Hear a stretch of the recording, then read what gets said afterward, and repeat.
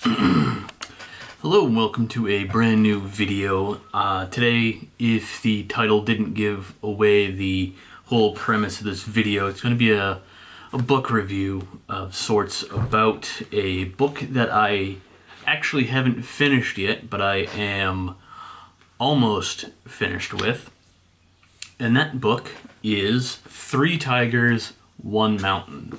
This is a book from Michael Booth, and it sort of chronicles a journey through the bitter history and current conflicts of China, Korea, and Japan. That's the That's kind of the full title of the book here. So I found this at actually a local bookshop used, and I picked it up just trying to get more. I wanted to get more I'm big into learning about like Japanese history and all that stuff. So I figured this would be a good source material to learn from and to pick up some new information from. And it has been. It's been a really amazing read so far. Excuse me. The book is split up into three different sections. As Michael Booth travels through this specific region in Asia, he splits the book up into like three different quarters. First third, split up into thirds, not quarters. First third is all about his time in Japan and some history of Japan, and then the second third he moves into Korea, specifically South Korea, and then he discusses the relationships between Korea and Japan, and then in the final third, the final third, which is the third that I'm in now, he talks about China, and also China's relationship with Japan, because for those that did not know, back leading up to 1945, which was the end of the Second World War, Japan had control over. They basically controlled Korea, the whole Korean peninsula, and this book kind of covers the whole like Japanese regime during that time leading up to the end of the Second World War, and all of the war crimes and things that Japan has supposedly done. I say supposedly, allegedly, because there is evidence that supports the things that Japan did in South Korea and in China.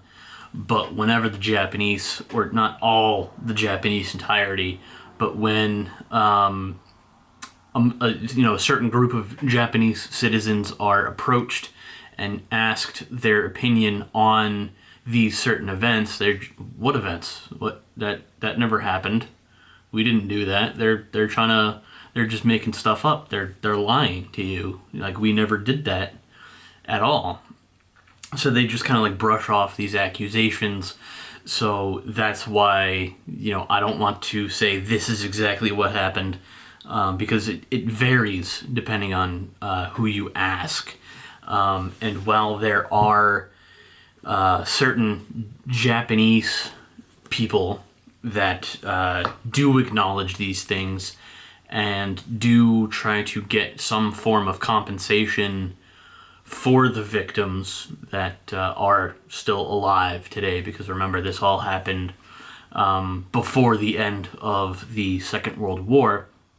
So a lot of these survivors are unfortunately no longer around to receive these sorts of reparations. But it talks about, this book, Michael Booth talks about he visits some of the museums and some of the parks that have been constructed in the last few decades to sort of honor the memories of these victims, or to sort of remember these events by, these certain specific things that happened. Like they talk about Nanjing in China and how that whole mess happened, and how certain people are still trying to deny that it has ever happened. It's just a very interesting thing. He interviews people from the radical right side of Japan to more liberal Japanese people, and not just Japanese people, but Koreans and Chinese people as well, to kind of get their opinions on it. And it's just very well written. I think he comes from a place of like, well, let's get, he doesn't come in with a bias towards one side or another. He tries to just goes through it with like, all right, well, let's try to learn about this thing that supposedly happened. And it's interesting to see how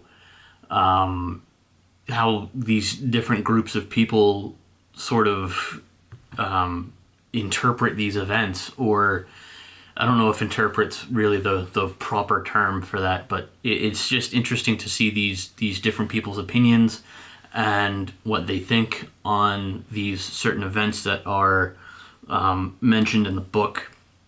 I don't really want to mention some things without going into like too much detail, but he talks about these comfort women who were I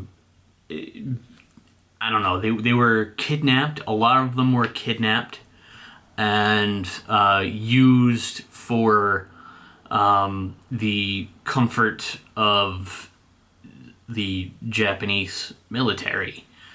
They did some things and some stuff that was, and physically harmed these women that really had no involvement in this war other than just being used as just they were abused, essentially physically abused.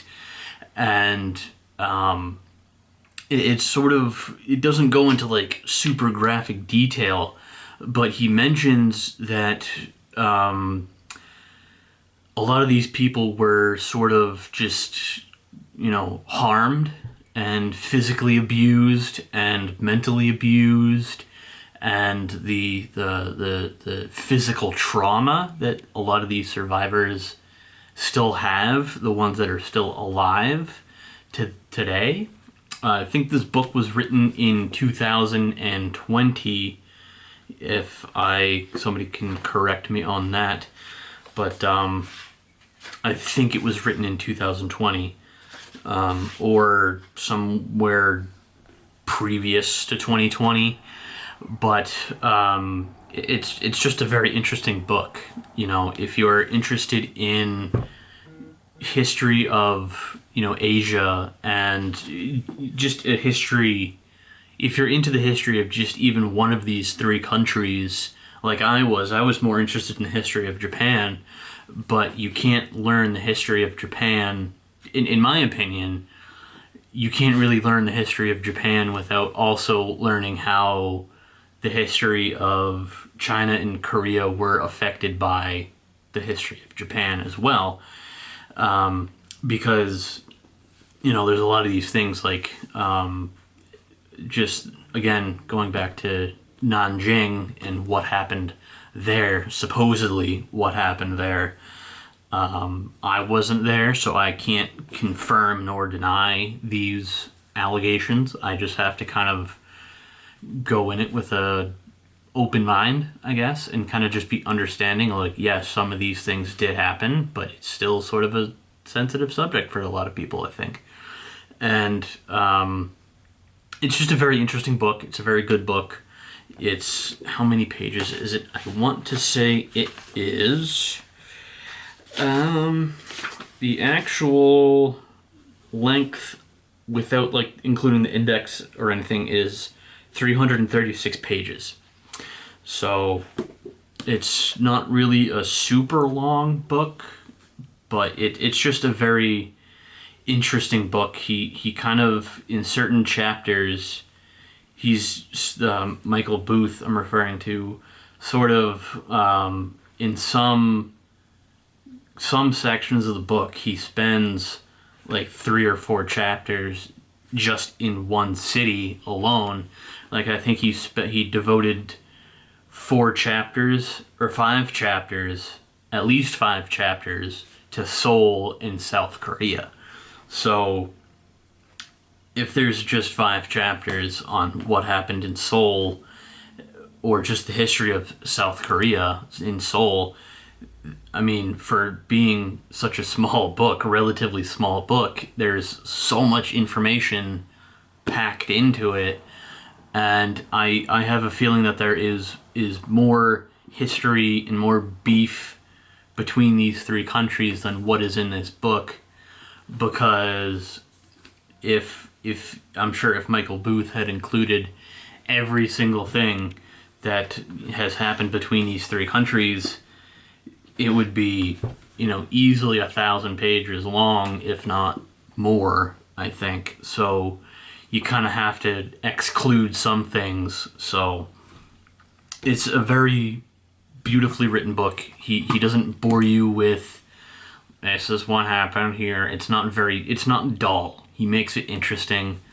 and it's just a very, very good book if you're into the history of just Asia in general, I guess.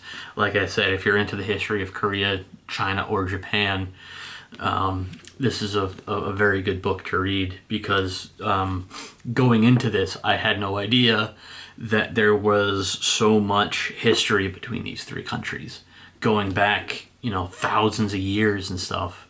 So it's very, very interesting. I would certainly give it a read if you are interested.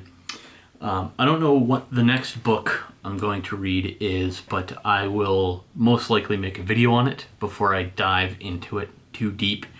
So stay tuned for that video, and if you want to see more content about books and stuff, please consider subscribing to the channel. I know I've been doing a lot of Yu-Gi-Oh stuff lately, but I want to try to I don't want to do just one thing on this channel. I want to do a little bit of each thing that I'm interested in doing. I feel like if I did just one thing on this channel, I would get burnt out so much. So kind of expect a little bit more both styles of videos, and I will see you guys in the next video, and until then, peace.